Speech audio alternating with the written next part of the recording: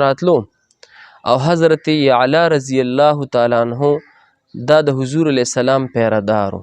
صحابه کرام به د حضور علیه السلام پیرداری کوله، چوکیداری به یې کوله.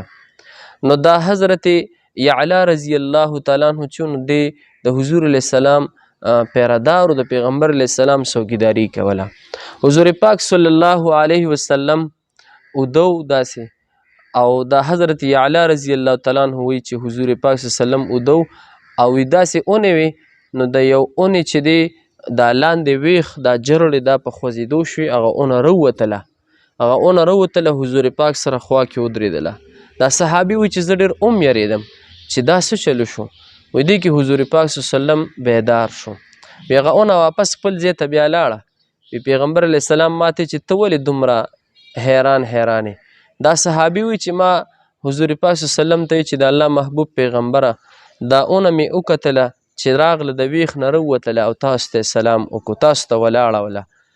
نو دا حضور پاک صلی الله علیه وسلم د حضرت یعلا رضی الله تعالی عنہ ته وی دې اونې دا په زړه باندې ارمانو او د الله نه دا اجازت غوښتلو چې زه به کله د محمد رسول الله صلی الله علیه وسلم ته سلام کوم، او دې اونې الله پاک ته مینت زاری کوله چې ای الله دا ستا پیغمبر ته ستا صحابه کرامو ته سلام کوي، زمام د زړه دا ارمان دی چې زه ستا محبوب پیغمبر ته سلام وکړم.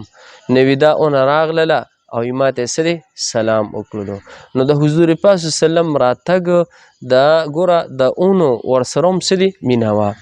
کله چې نبی کریم صلی الله علیه وسلم مدینه منورې ته هجرت وکړلو، نو مدینه منوره کې حضور پاک صلی الله علیه وسلم په مسجد کې به خطبه ویله.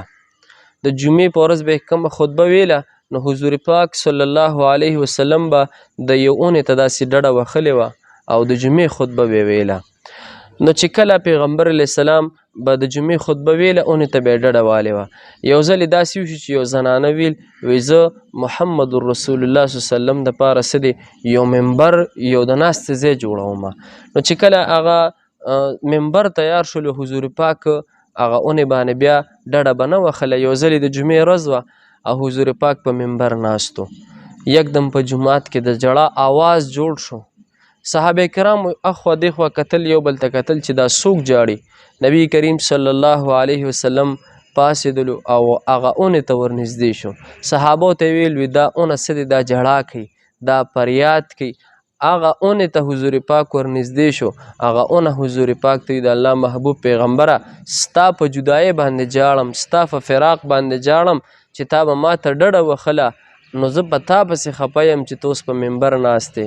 حضور پاک ورته زه به درته دعا وکړم چې که جنت ته ځې او که نه داسې دعا درته وکړمه چې میوه به دومره خوره شي او دومره به مشهوره شي چې هر څوک به د ستا د میوې څه دي په تالاش کې وي، هر څوک به دا تمنا کوي. نو هغه اونې ورته ووایي چې د الله محبوب پیغمبره جنت ته ځمه. نو د حضور پاک صلی الله علیه وسلم راتګ د ټول امت دپاره څه دی، د ټول انسانانو دپاره، حیواناتو دپاره، جماداتو دپاره، د ټول عالم دپاره رحمت ګرځېدلی دی. وصلی الله تعالی علی خیر